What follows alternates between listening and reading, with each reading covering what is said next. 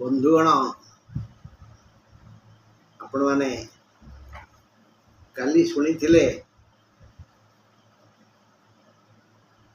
अल्प किछि आज आउटे अल्प मिसीगले बहुत हो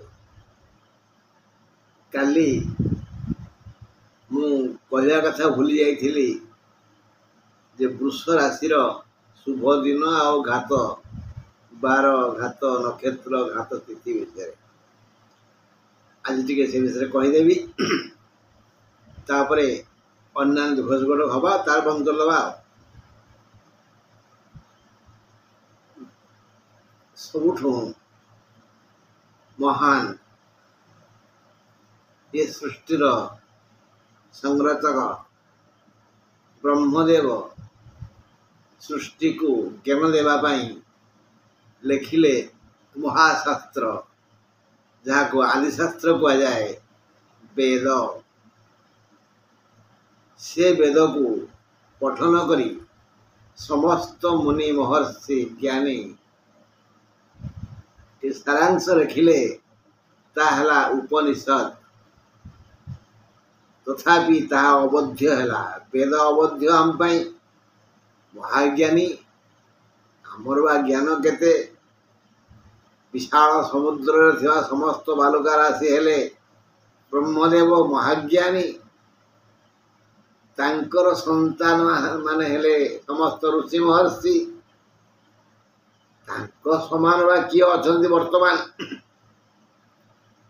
सी जहाँ सारांश लिखिले ताहला उपनिषद तापरे से उपनिषद रु किछि अंश ग्रहण कले ता परवर्ती ज्ञानी व्यास वाल्मीकि पराशर एमाने गर्ग सनक सनातन सनक नंदन एमाने से व्यासदेव गोटे श्लोक लिखिले सर्वोपनिषदो गाव गो गावो गाव सर्व उपनिषद जिते उपनिषद लिखिले मुनि महर्षिगण से समस्त हेले गोटे गोटे गाई से आमे गोटे गाई बांधु कौन पाई दीटा काम पाई जे आमु किछि गोबर मिलिबो और किछि क्षीर मिलिबो गोबर रो केते लाभ अछि ए विषय मु कहले मते पागल कहबे समय जानती आउ जोटा क्षीर तक गोरस कह जाए गोरस गाई ठारू यही रसटी झरे से गोरस सर्वोपनिषद गाव से जो गोरस बा दुग्ध ताको दोहन कले किए श्रीकृष्ण जगत गुरु श्रीकृष्ण सर्वोपनिषद गाव दुग्धा गोपालनंदन दुग्धा जे दोहन करे दुग्धा कह जाए आमे आम्मा से तो गौड़ गौ गोपाल गौ दुग्धा दोहक ये दोहन करे दुग्धा गोपालनंदन गाई पन्हारे बाछुरी मुह न मारले सी केबे खुशी हबनी बा क्षीर दबनी से बाछुरी किए पार्थ अर्जुन सर्व परिषद गावो दुग्धा गोपालनंदन पार्थवत्स आउ से जो क्षीर दुआ हम पीबे खाइबे किए शुद्धिगण पंडितगण ज्ञानी माने से क्षीर केवल ज्ञानी मान पीबे कारण से क्षीर एमती ढाली देले बोई जीवनी ज्ञान पूर्ण ज्ञान से पन्हार जो क्षीर दोहन करिवे भगवान हरि से हूँ ज्ञान रूपक क्षीर तो पीबे किए ना शुद्धि माने पंडित माने बुझा पड़ा सर्वो परिषदो गाव दुग्धा गोपालनंदन पार्थो वत्स सुधरे भक्ता दुग्धं गीतामृतं महत् आउ से जो दुग्ध जो दूध जो क्षीर जो पयस जो गोरस से हूँ अमृत ଆସନ୍ତୁ ଆମେ ସମସ୍ତେ ପ୍ରତ୍ୟହ ଗୀତା ପାଠ କରିବା, ହେଲେ କିଛି ଜ୍ଞାନ ମିଳିବ। ଆସୁ ନ ଆସୁ ପଢ଼ ଗୀତା, ରୁଚୁ ନ ରୁଚୁ ଖା ପିତା। ଏଣୁ ବନ୍ଧୁ କିଛି ନହେଲେ ଗୋଟିଏ ଶ୍ଲୋକ ଆମେ ଯଦି ସବୁଦିନ ପଢ଼ିବା ସେ ମନେ ରହିଯିବ। ତାପରେ ତା ଅର୍ଥ ବୁଝିବା, ଅର୍ଥ ବୁଝିଲା ପରେ ଖୁସି ଲାଗିବ। ଆମର ଯଦି ବୁଝିବାର କ୍ଷମତା ନାହିଁ, ଆମ ପାଖରେ ଆମ ସାର୍ ଥିବେ, ବାପା ଥିବେ, ବୋଉ ଥିବେ, ବଡ଼ ଭାଇ ଥିବେ, ସେମାନେ ବୁଝେଇ ଦେବେ। ଯଦି ଜିଜ୍ଞାସୁ ଆମେ ହେଇଥିବା ନା, ତାହେଲେ ଆମ ପାଇଁ ଲୋକ ମିଳିଯିବେ ବୁଝିବାକୁ। ହଁ ବନ୍ଧୁ, ଗତକାଲି ମୁଁ କହିବାକୁ ଭୁଲି ଯାଇଥିଲି ଯେ ବୃଷ ରାଶିର ଶୁଭ ବାର ବୁଧବାର, ଶୁକ୍ରବାର, ଶୁଭ ରଙ୍ଗ ନୀଳ ଓ ଧଳା, ଶୁଭ ତାରିଖ ସଂଖ୍ୟା ହେଲା 5, 6, 8, ଶୁଭ ତାରିଖ ଓ ସଂଖ୍ୟା। ଏଇ ତାରିଖରେ ବୃଷ ରାଶିର ବନ୍ଧୁଗଣ କାହାକୁ କିଛି ନ ପଚାରି କାମ କରିଗଲେ ଭଲ। ଆଉ ବୃଷ ରାଶିର ଘାତ ବାର ଶନିବାର, ତା ସେପ୍ଟେମ୍ବର 14, 21, 28ରେ ପଡ଼ିବ। ଘାତ ନକ୍ଷତ୍ର ହସ୍ତା, ତା ଅକ୍ଟୋବର 3ରେ ପଡ଼ିବ।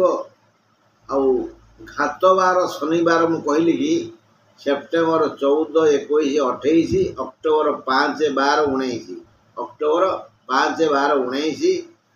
ଘାତ ନକ୍ଷତ୍ର ହସ୍ତା ଅକ୍ଟୋବର 3, ଘାତ ତିଥି ଷଷ୍ଠୀ, ତା ସେପ୍ଟେମ୍ବର 23 ଓ ଅକ୍ଟୋବର 9। ଘାତ ଚନ୍ଦ୍ର ପଞ୍ଚମୀ ଚନ୍ଦ୍ର ମାନେ କନ୍ୟା ଚନ୍ଦ୍ର, ତା ଅକ୍ଟୋବର 2 ଓ 3। ଇଏ ବାସି କାମ, ଗତକାଲିର କାମ। ହେଲେ ଆଜି ମିଥୁନ ରାଶି ଉପରେ ମାତ୍ର 2 ପଦ କହିବି। ତାହେଲା ମିଥୁନ ରାଶିର ଅଧିପତି ହେଲେ ବୁଧ, ବୁଧର ମିତ୍ର ହେଲେ ରବି, ଶୁକ୍ର, ରାହୁ ଓ ଶନି। କିନ୍ତୁ ରବିଙ୍କର ରାହୁ ଓ ଶନି ସହ ସମ୍ପର୍କ ଭଲ ନୁହେଁ। ରବିଙ୍କର ରାହୁ ଓ ଶନି ସହିତ ସମ୍ପର୍କ ଭଲ ନୁହେଁ। ବୁଧଙ୍କ ନିଜ ଗୃହ ମିଥୁନ ଓ କନ୍ୟା। କନ୍ୟା ବୁଧଙ୍କର ମୂଳ ତ୍ରିକୋଣ ଉଚ୍ଚ ଘର। କନ୍ୟାରେ ବୁଧ ଥିଲେ ବହୁତ ଭଲ ଫଳ ଦିଅନ୍ତି। ମିଥୁନ ବା କନ୍ୟାରେ ରାହୁ ଥିଲେ ବହୁ ବହୁ ବହୁ ବହୁ ମଙ୍ଗଳ ହୁଏ। ବୁଧ ଘରେ ରାହୁ ଥିଲେ ଖୁବ୍ ବେଶୀ ମଙ୍ଗଳ ହୁଏ। ଯେଉଁ 9ଟି ଗ୍ରହ ଅଛନ୍ତି ତା ଭିତରେ ବୁଧ ରାହୁଙ୍କର ସମ୍ପର୍କ ଅତି ମଧୁମୟ। ବୁଧ ଘରେ, ବୁଧ ସାଥିରେ, ବୁଧ ଦୃଷ୍ଟିରେ ରାହୁ ଥିଲେ ଯାବତୀୟ ମଙ୍ଗଳ ଚିନ୍ତା ତାଙ୍କ ମୁଣ୍ଡକୁ ଆସେ। ତେଣୁ ମିଥୁନ ବା କନ୍ୟାରେ ବୁଧ ସାଥିରେ ରାହୁ ଥିଲେ ଜାତକର ବିଶେଷ ବିଶେଷ ବିଶେଷ ମଙ୍ଗଳ ହୁଏ। ବୁଧ ଓ ରବି କନ୍ୟାରେ, ସିଂହରେ ବା ମିଥୁନରେ ଥିଲେ ଭଲ ଲାଭ ହୁଏ। କନ୍ୟା ବା ମିଥୁନ ହୋଇ ଯଦି ନବମ ଘର ହୋଇଥିବ ଓ ସେଠାରେ ରାହୁ ଥିବେ, କନ୍ୟା ଘର ହେଇଥିବ ବା ମିଥୁନ ଘର ହେଇଥିବ, ତା ନବମ ଘର ହେଇଥିବ ଜାତକର, ଲଗ୍ନଠୁ ଗଣ୍ଡ ଘର ହେଇଥିବ, ଆଉ ସେଠି ରାହୁ ଥିବେ, ସେ ଗୋଟେ ସ୍ୱାଧୀନ ଜୀବନ ଯାପନ କରିବେ। ଯେଉଁ ସ୍ୱାଧୀନ ଜୀବନକୁ କୋଉଠୁ ଆସିକି ବୁଦ୍ଧି ସଦ୍ବୁଦ୍ଧି ଜାଗ୍ରତ ହେବ, ଆଉ ଧନ ମିଳିବ ନ କହିଲେ ଭଲ, ଅନୁଭବ ହିଁ କହିପାରିବେ। ବୁଧ ସହ ରାହୁ ଥିଲେ ଆହୁରି ମଙ୍ଗଳ। ବୁଧ ସହ ଶନି, ବୁଧ ସହ ଶୁକ୍ର ତୁଳା, ମକର, କୁମ୍ଭ, ମିଥୁନ ବା କନ୍ୟାରେ ଥିଲେ। ବୁଧ ସହ ରାହୁ 1, ବୁଧ ସହ ଶନି ବା ବୁଧ ସହ ଶୁକ୍ର ତୁଳା, କନ୍ୟା, କୁମ୍ଭ ବା ମିଥୁନରେ ବା କନ୍ୟାରେ ଥିଲେ ଜାତକ ପାଇଁ ଆହୁରି ଶୁଭ। ଅଭାବ ଆସିବନି, ଦୁଃଖ ଆସିବନି। ବୁଧ ରାହୁ ଶୁକ୍ର, ବୁଧ ରାହୁ ଶନି ବା ବୁଧ ଶୁକ୍ର ଶନି, ଇଏ 3ଟା ଗ୍ରହ ଜାତକର ଯେଉଁ ଘର ଥିଲେ ଦୈବ ଜାତକକୁ ଆଶୀର୍ବାଦ କରିବ, ଦୁଃଖ ଦୂର ହେବ।